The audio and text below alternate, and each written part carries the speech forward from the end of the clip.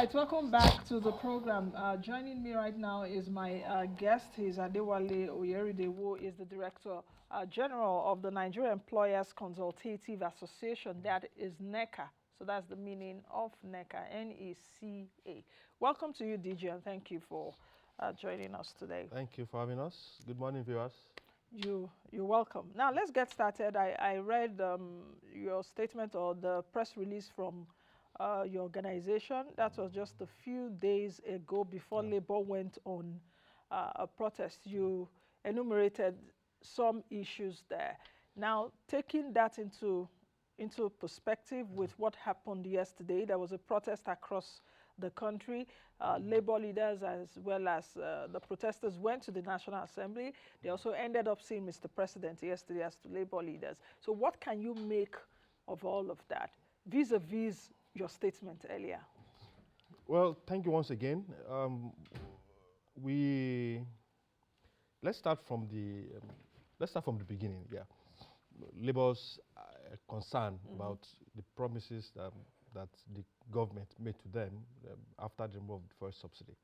And there were engagements they had leading to the formation of a presidential committee or steering committee. And I think Labour's grouse was that the conversation that was held during those period, government reneged in implementing some of those things that they agreed on, which led to the issue of strike and protest.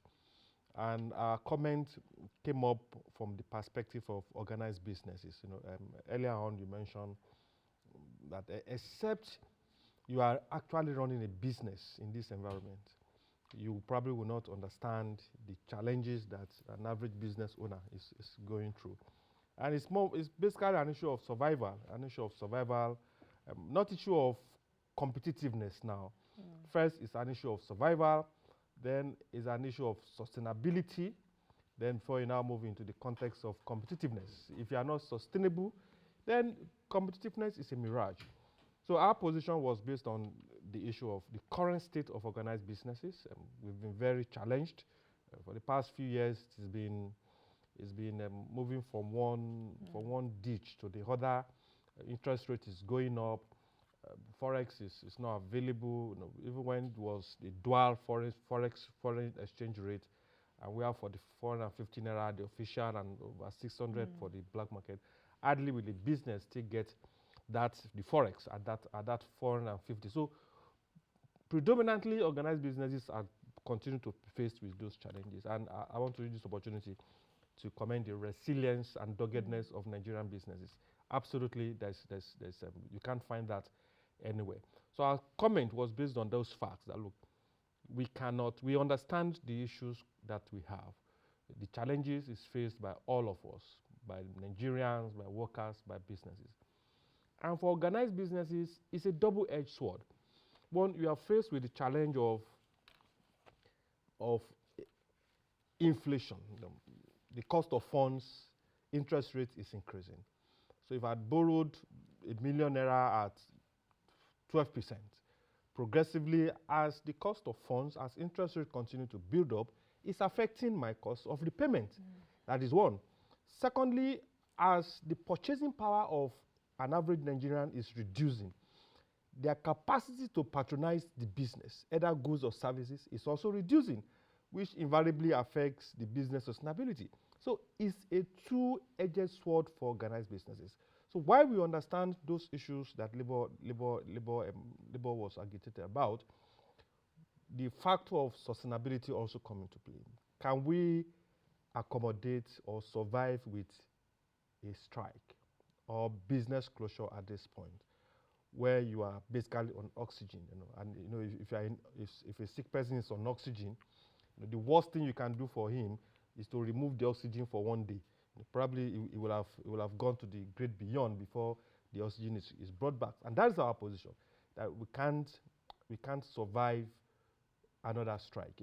We can't survive another protest. And coming from our past experience, when a noble, purposeful protest then, NSAS, was hijacked, and businesses lost over 5 trillion naira. Those that lost investment, those that lost their property as organized businesses, for every other person after NSAS, life just continued, apart from those that we lost. But for those businesses, most of them are still smarting from how will they recover from those losses. So those are the foundation of our position, that whatever the context, whatever the reality that we currently face, which sometimes it could be unfortunate, but we must all take social dialogue as our first point of engagement.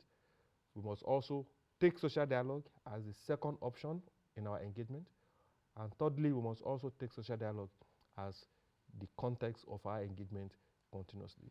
What transpired yesterday, thank God it was a peaceful protest. Significantly organized businesses were still operational yesterday. And we also thank God also that there was reasons prevailed yesterday. Government met our social partner, Labour, and the issue was there was also an agreement that was reached yesterday. And we just hope that implementation of those agreements will start immediately. Okay, two things I want to ask from your answer now. You said you gave me the three options: social dialogue, social dialogue, social dialogue. But we've also seen Labour over the past few years or many years have engaged government on social dialogue, social dialogue, social dialogue, and yet the government does not. There is that relationship between Labour and government for government not to listen to what Labour is saying. That is one. So how do you think, of course, with protest and the now suspended strike, how do you think that the government should be able to approach this? Since now that the Labour has said, okay, we're shielding ourselves right now, let's listen to the government. That's one. Then the second issue that I will raise from your answer is the issue of businesses, because I also saw yesterday, for instance, and you also mentioned it, many businesses did not listen to Labour, and they went around doing their businesses. What does that really say? Is it that businesses do not trust Labour enough again, or are listening to them to say, pull down your tools, and businesses did not listen to them? Of course, I understand that private sector, of course, they would open their shops or their doors. No, the first question about how government should approach, I think it's all about all of us being responsible and accountable within the context of the role that either faith or the role that we have accepted to take. Government remains the sovereign, and it's expected that when government is making commitment, it should, the minimum that is expected is that it should live up to those commitments. That is the minimum. And probably for all of us as social partners, maybe what we'll probably look at is to re-strategize on how we engage, how we go about our social dialogue. Yesterday, what happened between Labour and government in the evening with the president was the social dialogue. They still met and discussed. So why didn't we arrive at that point? Do we have to go through the route of the strike or the threats? But was that the fault of Labour? It wasn't the fault of Labour. It wasn't the fault of Labour. Perhaps President Tinubu saw that if I don't engage these guys personally, things might get out of hand, because his officials have been engaging with them. So why did we have to wait up to that point? And that's why I was saying government have to take responsibility. Before now, past government, we've had the issue of government initiated agreements, initiated conversations with Labour, initiated conversation with other stakeholders, and blatantly refused to implement those agreements. Those are inappropriate from our context. And those are the seasons that we believe has passed us by. So starting this process, we expect government with this new direction now, that we don't have to get into the issue of strike, get into the issue of threats before government will do what is expected of it, that Labour will do what is expected of it. From our part, one of the things we preach is responsible enterprises. That as employers, we'll be responsible to our obligation to government in the context of tax, responsible to the workers within the context of welfare and salary payment, responsible to stakeholders within the context of corporate social responsibility. So if we can live up to that mantra of responsible enterprises, then there's no reason why every other person should not adopt that mantra. Look, whatever we are doing, first we must be responsible within the context of operationalization of everything that we do. So for us, is that perspective. Now the second question about organized businesses operated in spite of labor's call. It is less of an issue of trust, but it is more of an issue of survival. You know, if you are an MSME, a small business owner, that you survive on a daily basis. You survive through what you sell on a daily basis. And there is a noble cause that might compel you to shut down your business. And the reality of shutting down your business for a day, the consequences is that you probably might suffer significant loss. So it is less of trusting the person that called you out to come and join in the protest. It is more of your survival instinct coming up to say, look, in the balance of probability, and within the material time of now, this is my priority. This is my objective. Labour had its main objective of going on strike, of calling the strike, of calling the citizens out for protest, and significantly, they probably have achieved most of those objectives. That's probably why they agreed that, okay, within the context of what we want to do, government has considered to A, B, C, D, E. Yes, within the context of our objective, yes, we have achieved this. So that becomes a reason for us to suspend or to postpone the strike.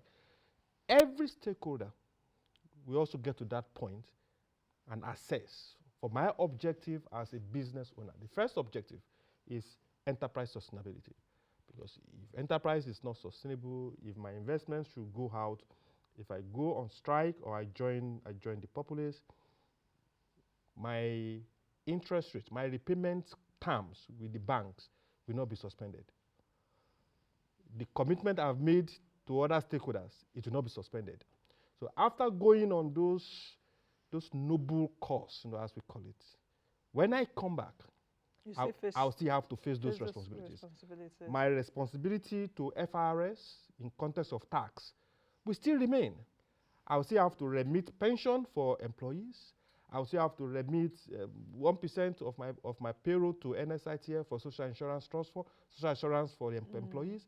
I still have to, my stakeholders in the community will still expect me to support in the context of building roads, providing water for the community. So those responsibilities, they won't be suspended. They run. So looking at it objectively, then look, what is the best for me in this material time? Should I close shop or should I continue operations while I join that is strike or the protest in spirit? So perhaps it's like a chicken and egg situation in the sense Absolutely. that because what Labour is also canvassing for would directly also affect everybody, yeah. Affect everybody and even businesses. Because if Labour can get what he wants to get, perhaps the cost of doing business would also reduce. Your cost of production and all of that it's possible. It's possible. Yeah. Will reduce. All right, let's talk about President Tinubu's broadcast. I want to believe that you listened to him or you read. We did listen. Yes, yeah. you read his statement. Yeah. So what can you make of it? Because there were a lot of monetary incentives, let me put it that way, because the word palliatives have been so bastardized, and I don't know if it's actually, we saw what happened during COVID-19. So monetary incentives, as it were, to be able to wriggle out of this economic hardship that is being exacerbated by fuel subsidy removal and all of that. So what's your, let me get your sentiment. I haven't spoken with you, so let me get your sentiment on the broadcast first. You know, it's if permit me to use the analogy of a sick person that needed blood. You know, the hospital had called that they found blood in the general hospital in Kano. So that probably gives you some excitement. Yeah, they found blood in Kano. Yes. So there needs to be a transfusion. They need to transport the blood first from Kano to Abuja. Then they start transfusion. So the president has announced graciously, beautiful address. It's comforting. You know, people have divergent opinion about it, but we feel he has made some very bold pronouncements, so that there's blood coming, to resuscitate the industry, to support certain sectors in the economy.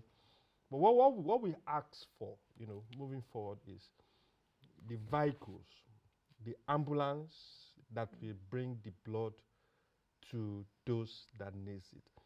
And that is where we talk about the structure, the structural framework that will help to distill those interventions. So what you're saying in essence is that there was no clarity from the president as to how those incentives will be disbursed. There is no how first, Yes. and then the personnel that will champion it. Let me give you an instance. The support to manufacturing. 75 billion. 75 billion to 75 organizations. Beautiful, because we believe until you pick the nexus between one policy and the consequences for others, if you invest in a strategic manufacturing business, it has the potential to drag the businesses in its value chain out of the quagmire. So once you strategically pick a business and you take deep look at what are the consequences of supporting this, there might be 10, 15, 20 sub-businesses that fit that business. So as you empower that business, you are also empowering the ability of many others to come out of it. That is beautiful. But for that to happen, you probably will need a Minister of Trade and Investment to midwife that. All of us won't be going to the presidency. We won't be going to Aso Rock. So the manufacturing sector or the business sector or the trade sector, we need the Minister for Trade and Investment to interact with. The 3,000 buses that has been promised, good intervention, but you also need the Minister for either transportation or whatever I want to call it to midwife that process. For the increase in wages, wage adjustment that was mentioned, the national minimum wage that was mentioned, you need the Minister of Labor and Employment or whatever name we call the ministry to midwife that. Same for all the other interventions. Without those structures, thank God the Senate is screening the ministers currently, but we need those structures, and that's the context of immediate implementation that we spoke about. Those that have been cleared, we need the president to magnanimously give them their ministry, let them, not just give them their ministries, give round pegs or put round pegs in round holes and let them start the process of implementation immediately. That is when the blood can come through the ambulance and get to the hospital quickly enough. So to ensure transfusion, we need the Tinubu's guys, men and ladies have to be at work. They have to be at work. So that means that we're expecting implementation when the ministers have been given their portfolios. Most likely, because with the current structure, who's going to implement? We have advisors, we have permanent secretaries. Some permanent secretaries have actually been doing some yeoman's job, but for them to work effectively, you need those overhead structures, those ministers, those if they're going to be Minister of State, whatever you want to, but we need those structures. That is when the engine of government, that's what we can say, the engine of government is actually running. Because the president currently has advisors, very limited advisors, and all of us, both manufacturing, both in transport, both in oil and gas, all of us can be, we all can be running to Aso Rock at the same time, speaking to the same persons that are not probably not experts in those divergent areas, and that's why those structures of implementation are quite important. So what do you think about the 75 businesses that will be getting 1 billion naira each? I want to assume that the category of businesses will fall within the purview of businesses within your umbrella body. 75 billion naira, 1 billion naira for each of them at 9%. Yes, at 9%. So what are you and your colleagues, what are the CEOs of those businesses under you since the address? What have you all been saying? Is that going to be a lobby to be able to get the 1 billion naira? And what would you advise government at this time to do? How will they even pick that it will not be businesses that are owned by friends of the president? But you said something which is very important, that in choosing those businesses, you need to also choose businesses that can affect their value chain, that even those that did not get 1 billion, it would definitely trickle down. So how should these businesses be chosen? Now, in the past, unbiased, yes. I'm not talking about your businesses under you. in the past, part of the issues we've had with government is, and the CBN came up with so many interventions the last time. Yes. The governments of the past also came up with even the social intervention, the cash transfers. And one of our concerns has been this: how do you arrive at the businesses that benefited from the CBN's intervention? We've had session with where the CBN was present, representative of CBN, and they were lamenting the issue of unpaid loans, the quantum and level of loan default from those that collected those, that benefited from those interventions. And the position of the organized private sector then was this, and that's remained our position, that look, how did you arrive at those that you picked? Was there any institutional arrangements or coordinated framework that helped you to pick those businesses? Till today, we've not been able to get an answer. Because at the organized private sector level, we have NECA, Nigeria Employers Consultative Association, we have Manufacturers Association of Nigeria, we have National Association of Chambers of Commerce, that's NACIMA, we have NASME, that's National Association of Small Scale Enterprises, and we have NASI, National Association of Small Scale Industrialists, forming what we have as the organized private sector of Nigeria. So whatever size of the business finds a place in that group. Now, if you want to pick objectively, it is most likely that you will have picked within those members that are within that circle, because we know those that are doing businesses. We know those that are responsibly, not round tripping now, responsibly doing businesses. So if you go through that route, then the chances of picking the right businesses is very high. If you go outside the regulated circle or the focused circle, then you have opened up the whole scheme to what you call giving business, giving my friends or our friends, our colleagues, giving their businesses, that is giving them palliatives indeed, not intervention. Because we'll have just picked people, give them money, then they run into, because they don't have structures that actually runs a business, probably portfolio directors, portfolio MDs, and you give them that kind of money. Then they do what they want to do with it that will not impact the economy. So we urge the president that the criteria for picking should be transparent. Nigeria is not a cult. We are not running a cult. So let the process be transparent. It's in the transparency of those policies, of those engagements, that is where you can build national consensus. Because we know at the beginning that it is us. We agreed this. But the moment you do it, in a clandestine way, that nobody knows the criteria, nobody knows the framework that was used, then you've opened that process to skepticism from the beginning.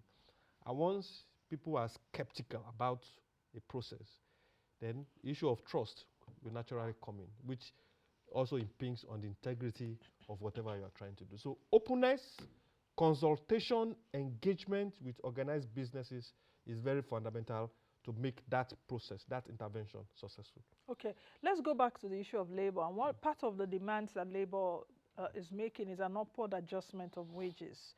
I don't know how your organization is taking that, though I've read a few things that you had said previously on minimum wage. In terms of a living wage for businesses, there should be ability to pay. Are you still standing on that? Because labor, from their earlier demands, have requested that the government upwardly adjust wages to 200,000 naira a day. I don't know if an organized private sector can match that up, or even supersede that. The beauty of this process is that government is also an employer.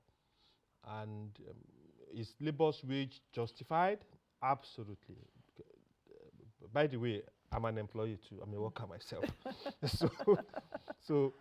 So the demand of labor justified. So you will like upward adjustment. You will like your salary to increase. I will mind my employer to make an upward adjustment for mine. You will like. I will like. Okay. Yeah.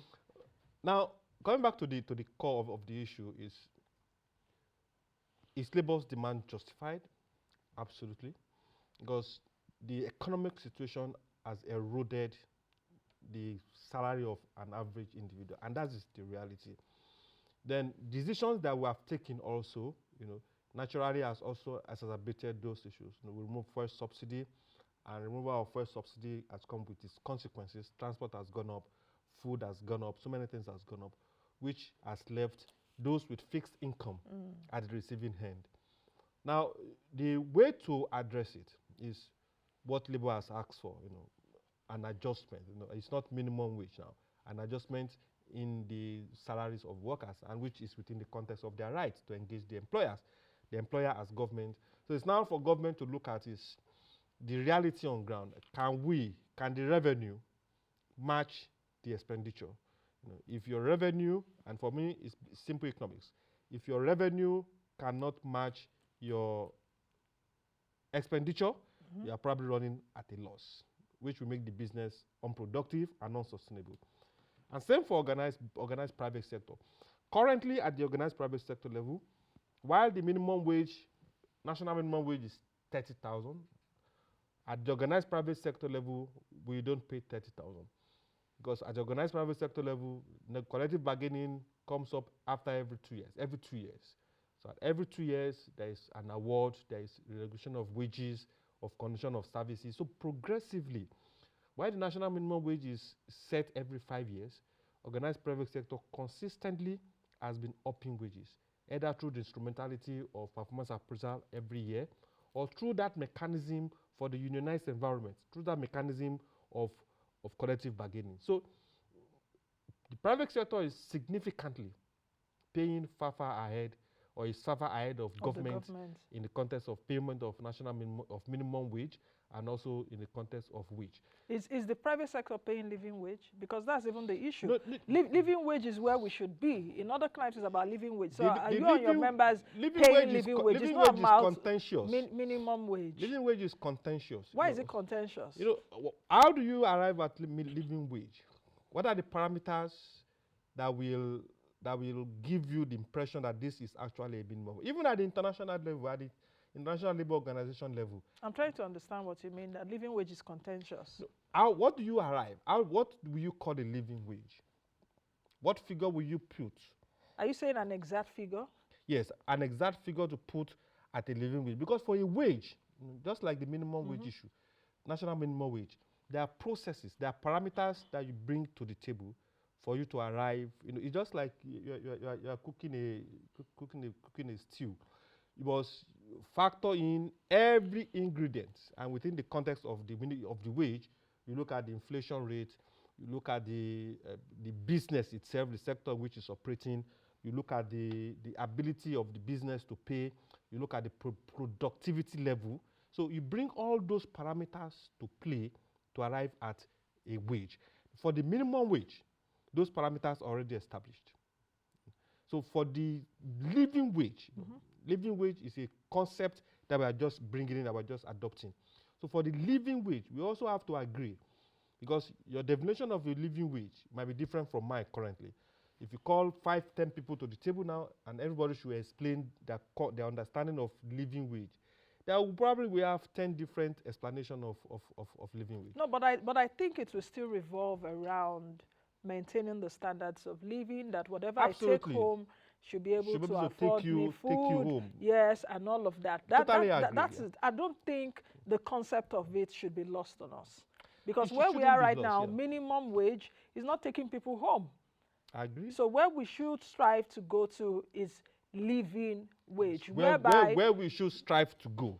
In fact, what we should be doing, because other climes are doing it, as it were. No, if we're actually a serious and responsive country, we should move from minimum wage to living wage, whereby every Nigerian at the end of the month can say, this money that I have made should be able to take me home, it should be able to provide food, provide shelter, and perhaps even move me anything I also want to achieve. I should be able to achieve that. Which kind of food now? Which kind of, because, very importantly, what we must not lose sight of is this. You enjoy sparkling water. Me, I'm just fine with still water.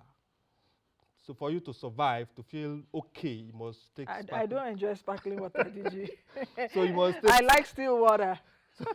So now, in the context of living wage, so Yeah. my view will be, look, for me to be okay, to be seen as actually living, I must get sparkling water. For you, you must get still water. For some other person, look, just give me pure water. It's just fine. So how do we agree? How do we harmonize those three contexts But of as you go living? higher now, as you go higher in public service, you have ranks now, isn't it? It's fine. So you will cut your coat according to your cloth. If it's pure water you are able, or sachet water, whatever it is you are able to afford, there should be a living wage around that your level. When you move to the next level, there's a living wage around that That level is the that would, framework. yes, that should make you know that, okay, I want to get bottled water. That is the framework. That is the framework that we have to set. Because all the concepts that we have now, you must fix them into something that becomes generally acceptable, so that anywhere you go, in Lagos, in Kano, in Abuja, we all have that understanding that when you call living wage, the context to me as employer A, the context to government as an employer at the federal government level, the context to the state government, the context to the local government workers, the same will be living wage. We all have that equal understanding of what it is. Look at the national minimum wage. So are you saying that private sector, organized private sector, is already paying living wage? Is that what? Or you've gone above minimum wage, you've not gotten to living wage? We've gone above minimum wage. But you've not gotten to gradually approaching living wage. And it's also, the context also have to be clear, because the more you pay, if the macroeconomic situation, that's inflation rate, if you are not curtailing it, so the more you pay, the more inflation increases, the more it neutralizes those increases. So it's not really about the wage now. I think what we should focus on is creating an environment that is productive, an environment that the naira is strong enough, an environment where productive activities, manufacturing, decent work is holding sway. I think those are the key, because those will trickle down to issue of wages. So strengthening the naira, really. Strengthening the naira, strengthening the economy, and strengthening our production capacity as a nation. Those are the things that will, if I can buy a bottle of, years ago, a Benz, a Mercedes Benz is costing probably less than 10,000 naira. Then, it's somebody earning 1,000 naira per month. Can buy it. That was the factor, because the economy was good. The economy was okay. So it has affected the value of the naira and the value of the quantum of what an average person is taking home. So the focus for all of us is, look, how do we get this economy back on track? Okay. DJ, I can't let you go without speaking about productivity, which you've talked about, how organized private sector is dealing with the issue of productivity. I was speaking with someone on Tuesday, and he was of the view that that productivity has really gone to the dogs right now in Nigeria. In terms of, I want to know how employers are handling the issue of productivity in their workplaces. That's one. The second part I also want you to speak about is the issue of this Japa syndrome, the corporate migration that we're seeing for organizations under you, for example. There's an exodus of people leaving Nigeria every day, and it seems that the people that are here, if they have their chance, they will want to leave. But the people that are really here now are people that, when you have them as an employer, you are just begging God day by day. You see a lot of shenanigans around Nigerian employees. So how are you all dealing with this? Productivity.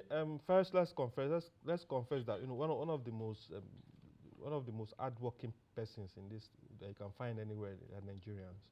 Once the environment is right, once the environment is good, then it becomes very, very easy for to get the best out of Nigerians. We have them here, we have them everywhere.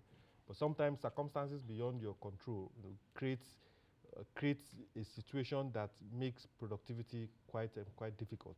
But at the private sector level, we know employers are doing all their best to create that environment that engenders productivity, that gives an employee, that makes an employee happy coming to work. Yeah, there will be one or two employers that are out of that scope, and as I mentioned earlier, we preach responsible enterprises in NECA, and we have urged other members to align with that mantra of responsible enterprises to their employees and to all stakeholders. The issue of JAPA is no more the employees that are JAPAing now. Corporate organizations too are also migrating because of the inhospitable business environment.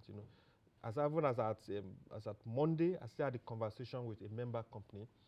They've been here for 25 years, and by the end of this year, they will complete their process of shutting down operations in Nigeria. They've been here for 25 years. 25 years. But because of the environment, and you don't want to say the company. I probably would do for data protection reasons. That won't be so they'll be going out by the end of this year. Now imagine. Is it an indigenous company? It's a foreign company with a strong indigenous presence. Now, once they leave, they have over 5,000 employees. You realize that the 5,000 employees will most likely go out of jobs. If each of those employees have a child age, we have compromised the ability of the man to pay the school fees of those children. We have compromised the ability of the man to pay the house rent. We have compromised the ability of the woman that the family buys product from. We have compromised the ability of that market woman to also ability to sell to those individuals. So for one person losing his job, you can see the consequences that we don't even see. We just assume just one person has lost his job. And for the business, the ability of government to even generate revenue has been compromised because the business will go. So it's worrisome, and we urge the government, we urge President Tinubu to take a critical look at the operating environment. For the employees that are jackpying, it's also worrisome to organize businesses. Because if you're 18, your best hands are leaving. And they're not only leaving, they are leaving to contribute to the economy of another nation. It gives a serious call for concern. While some will say, yes, they are leaving, we have high unemployment, that they are making way for others to come in, but the fundamental issue is this: our best hands are leaving, and Europe and America have created a scheme, because most of those countries they are having aging population now, so they've created a scheme to attract the best hands from Nigeria, from Africa, to come and help them to develop their nation. And those and many others are part of the key concerns that we have. It is not funny, because it also creates an avenue where you now have to train and retrain others, which also increases your cost of production or cost of operation as a whole. So we just hope the government will take a very critical look at all those issues, so that we can get this country back on the trajectory of growth. Okay, 2 minutes, 3 questions.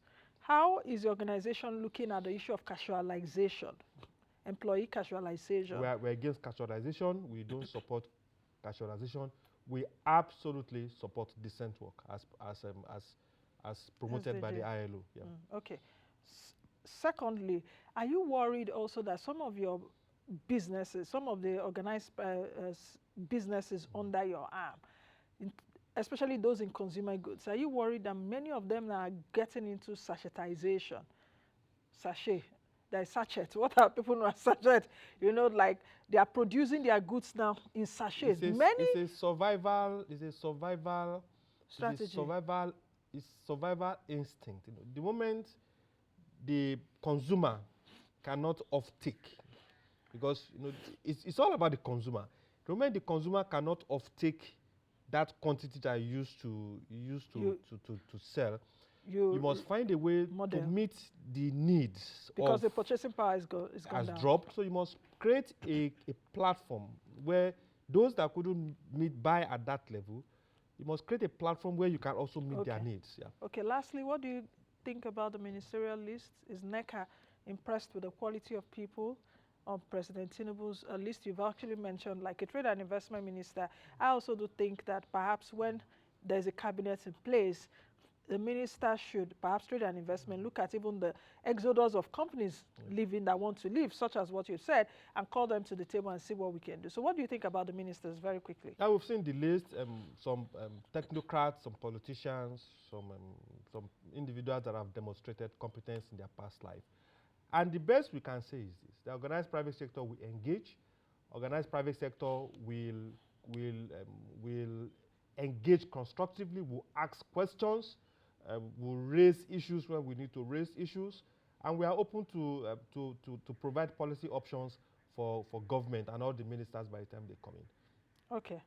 Thank you very much. Thank you Mr. Oyerinde. Thank you for having us. Thank you. Thank you very much for the elaborate discussion. Thank you All very right, much. I've been speaking with Adewale Oyerinde, who is the Director General of NECA, that is the Nigeria Employers Consultative Association, and we've been talking about issues around Nigerian economy and businesses in Nigeria. Thank you all for being a part of the show today. Please join me again tomorrow. For the Friday edition, I guess. I'll see you all. Be the best you can be and be the change that you want to see by now.